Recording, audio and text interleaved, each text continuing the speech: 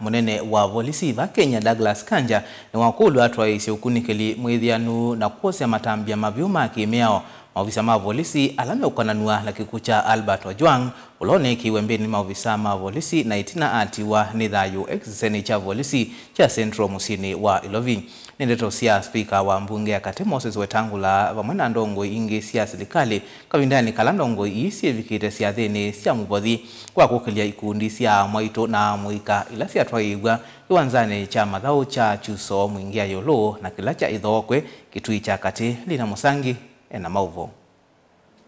Mwanene ya siadhini kivathukanya tongozo ni speaker wa bunge ya Kate Moses Wetangula.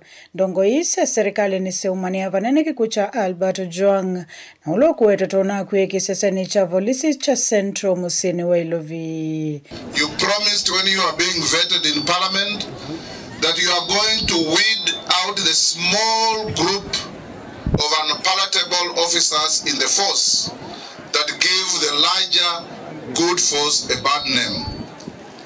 Please don't relent, don't just interdict, go to the bottom of why Ojwang was arrested, taken to the cell, walking and looking healthy, and the next day he was no more. Inspector General of Police, first to appreciate that he has taken action, but second and most importantly, our investigative and oversight bodies like IPOA, to restore public confidence, they must make sure that those officers are quickly brought to book and the deceased gets justice. It is not right that you live in a country where a citizen can be arrested, taken to a police station and eventually found murdered and we don't get sufficient explanation. I do not support that kind of brutality. And I want to thank the Inspector General of Police for the swift action he has taken and ask the Independent Police Authority, Oversight Authority, to ensure that they investigate the death of that young man in Central Police Station or in the police station in Nairobi, to make sure that anybody who may have caused that death is brought to book without favor and without fear, because one life of a Kenyan lost is too many lives lost. Kweli si kweli?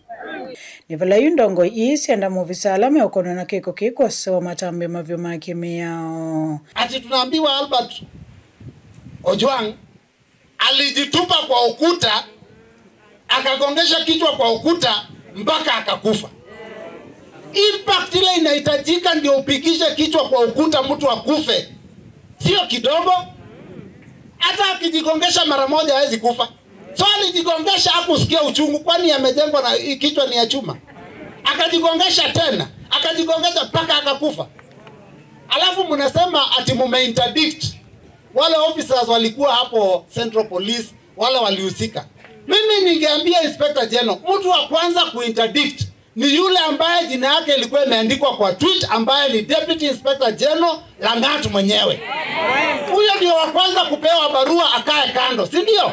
Kwa sababu it is because of him that Albert Ojwang is dead. Nimeona jana ameamuru wale wote walikuwa kazi wakae kando, uchunguzi ufanyiwe na taasisi ambazo zinafaa kama IPOA. Na IPOA afanye kazi yao bila uoga, bila ubaguzi.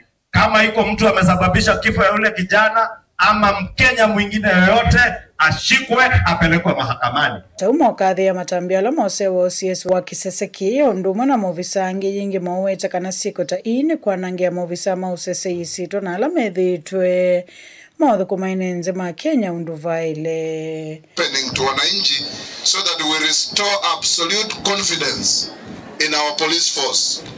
The average police officer is a very diligent, hard-working Kenyan, some working under very difficult circumstances. But the bad apples that bring a bad name to the police must be isolated and be dealt with as individuals. IPOA, do your work. Everybody else, do your work. We want to see a friendly police force. That's why we changed your name from a force to a service under the new constitution. from Mwingi here, that we should not allow a few errant officers to taint the image of our police service. We have very diligent police officers, 90 to 99% of our police officers, they are good citizens. They work hard, they live a decent life, but there are few errant officers who are now making it impossible for Kenyans to respect the police uniform and to value the work that our police officers do. The kind of officers that were involved in the death of Albert Ojwang and any other citizen previously.